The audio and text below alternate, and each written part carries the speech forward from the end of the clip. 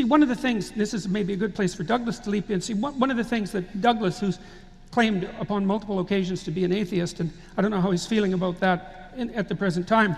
Yes, well, but it doesn't matter.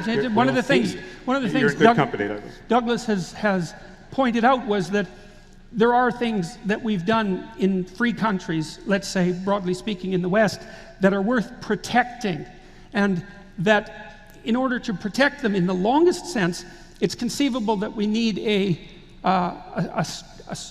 cognitive structure, something like that, that can act as a bulwark against those forces that would seek to undermine and destroy it. And Douglas has been driven, I would say, to some degree, to hypothesize that for Christianity, for all its faults, or we could say Judeo-Christianity to broaden it, for all its faults, might provide something approximating that bulwark if we could only figure out how to utilize it properly. So, yes.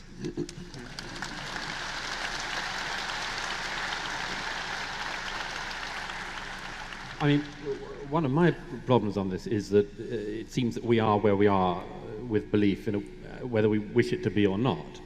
We cannot believe as our predecessors believed, even if we wanted to. We know too much more now, and it puts us in this very difficult position. But to denude ourselves of the entire story seems to me to be a fool's errand, for a set of reasons. One of which is that from a lot of travel, a lot of speaking to people from all around the world, it doesn't seem at all obvious to me that what we have in countries like this one is the default position of human beings. In fact, it strikes me as being very rare. Order, even political order, political liberalism, political freedom, very, very unusual things. And if you like the things that helped to get you there, with all of the caveats we could throw in all evening. And it's not the only thing that got us there, obviously. But that if you like, broadly speaking, where we are, you've got to be very suspicious at the very least of saying, the whole story's no good, we don't need the story, we can move on. I quote quite often the radical theologian Don Cupid, who was often described as an atheist priest. And Cupid says somewhere in a recent book, he said, we can't help it. He said, for instance, the dreams we dream are still Christian dreams, whether we like that fact or not.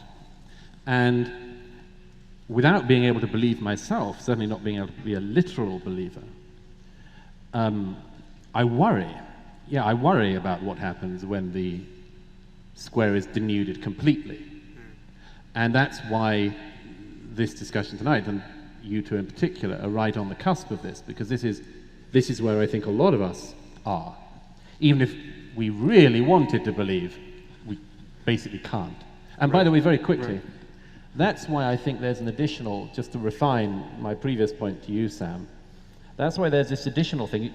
I think there is a fear, which you may have, which I also have, which is if there's a risk that even what I've just said, never mind what Jordan has also said, there's a risk, I think some people feel, that you're going to soften up the land somehow. And that even if neither Jordan nor I are going to suddenly start Jesus smuggling, we might create the conditions that make it easier for someone else to do that. Yeah. Is that a fair? Yeah, and it is. Yeah. No photos. This is very Christian of you. Thank you. Yes. So. Thank you.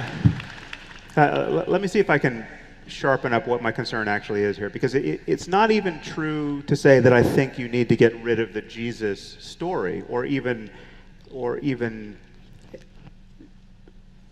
not. I don't even think there's something problematic with orienting your life around the Jesus story. I think that can be reclaimed. But so, for instance, I was walking yesterday in this fine city of yours and saw someone on the sidewalk giving tarot readings to people. He had a tarot deck spread out. He had a few cards spread out, and he was soliciting people. And I'm sorry to say I didn't sit for a reading, but tarot cards, if you're familiar with them, are the quintessential artifact of New Age woo, right? I mean, these are not thought of as legitimate tools of divination, except by people who think that they're legitimate tools of divination.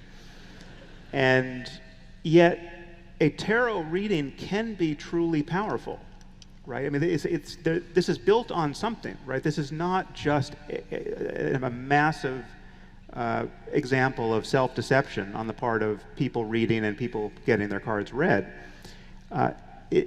These cards can seem prescient. I could give you all a reading right now, and 95% of you would find what the cards would say to be relevant to your lives. I mean, I could do it with an imaginary deck. I mean, an invisible imaginary deck. I don't know anything about tarot cards, but I'm going to turn over 2 cards now.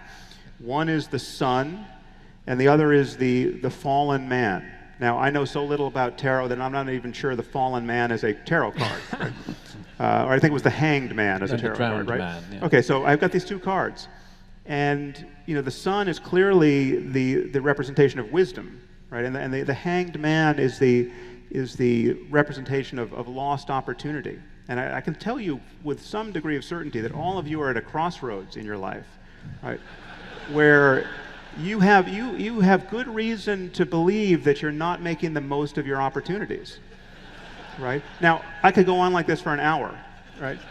And pretend all the while that it has something to do with the cards actually working in concert with the dynamics of the cosmos, such that these cards that I turn over, were they real, would be the ones that of necessity were revealing something about your mind in this moment. And obviously people think in these terms about astrology and sympathetic magic and all the rest, and religion is built upon this kind of superstition.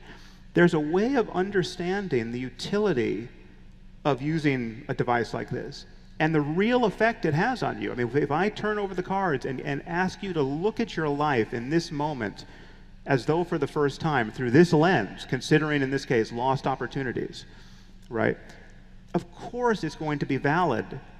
That doesn't make it, it can be an incredibly useful thing to do. My main concern is that at no point do you have to lie to yourself about your state of knowledge about the mechanism, right? You don't have to believe tarot cards really work. There's deeper mechanisms at work with someone who's actually good at that. And so I agree with what you've said. But they need not be supernatural. No, I don't think they are supernatural. In fact, I think what happens when you use a projective technique like that, because that's essentially what it is, if I'm good at interpersonal attunement and I'm quite intuitive, what I'm going to do, and everyone does this in the course of a dialogue that's actually working well. I'm going to flip over the cards and I'm going to start with generic archetypal statements that are true in some sense for everyone.